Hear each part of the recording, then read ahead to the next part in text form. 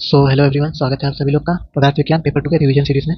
तो पिछले वीडियो में हम लोग ने अध्याय 10वां जो कि था प्रमाण एवं परीक्षण, ठीक है, उसको कंप्लीट किया था। तो आज के इस वीडियो में हम लोग अध्याय 11वां, ठीक है, जो कि आपके उपदेश प्रमाण, ठीक है, इसको हम लोग देखेंगे। तो आइए इसके कुछ हाईलाइट्स देख लेते हैं। क्या क्या हम लोग को पढ़ना है। आपके उपदेश के लक्षण पढ़ना है, आपके लक्षण पढ़ना है, आपके उपदेश के भेद पढ़ना है और आपके उपदेश की आयुर्वेद में उपयोगिता देखनी है, ठीक है। तो चलिए शुरू करते हैं। सबसे पहले क्या है आप्तोपदेश के लक्षण।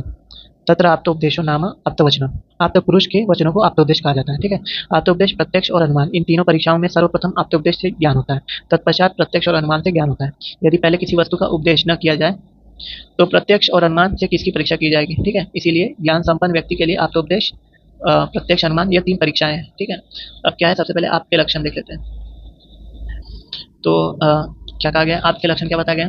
तप और ज्ञान के बल से जो रज और तम से मुक्त हो गए हैं, ठीक है, जिनको सदा त्रिकाल अर्थात भूत भविष्य वर्तमान का ज्ञान निर्बाध रूप से होता रहता है और जिनकी ज्ञान शक्ति कभी नहीं रुकती, ऐसे व्यक्ति को आप्त, शिष्ट और विबुद्ध कहा जाता है, ठीक है। इन आप्त पुरुषों के वचन संदेह रहित होते हैं, वे सदा सत्य ही बोलते हैं, ठीक है। रज और तम से शून्य होने पर वे असत्य बोलेंगे ही क्यों, ठीक है।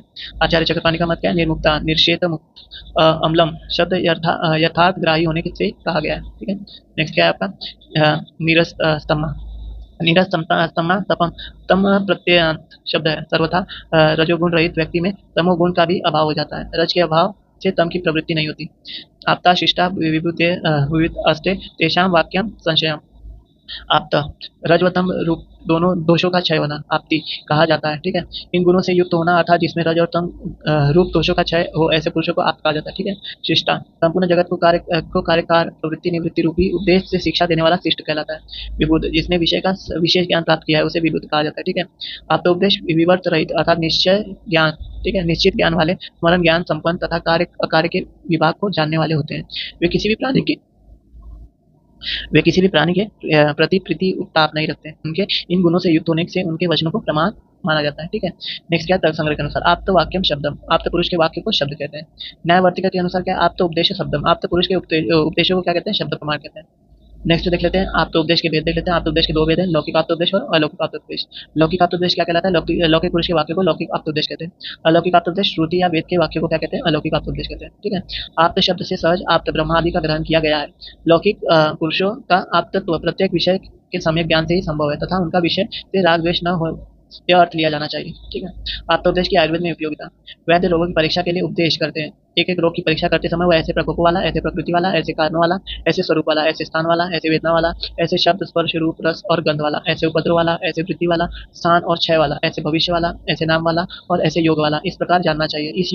इस रोग में इसे दूर करने के लिए इस प्रकार की चिकित्सा होगी, ये आप्तोपदेश से जानी जाती है, ठीक है। आचार्य चरक ने आयुर्वेद उक्त 3 प्रमाणों में आप्तोपदेश को प्रधानता दी है। Application of Aptopdesh in research.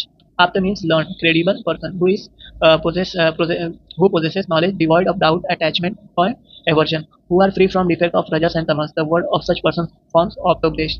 The authoritative statement are true even today. ठीक है। Bhagavad Acharya is one of the opinion that since the information described in the text is approved by the ancient scriptures, this should be administered without discussion, ठीक है। अष्टांग हृदय उत्तर तंत्र 40/80।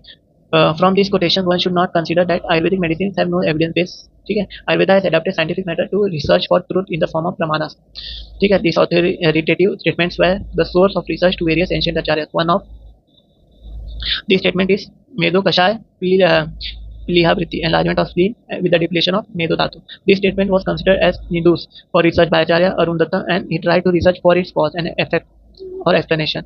He concluded with the explanation that here Pilihavritti should be considered in the sense of stanya yuti, changing position, and not in the term of increase in size, ठीक है। तो इस तरह से हम लोगों ने क्या आप्तोपदेश प्रमाण के बारे में देख लिया, ठीक है। नेक्स्ट वीडियो में हम लोग क्या देखेंगे, शब्द वाक्य, ठीक है।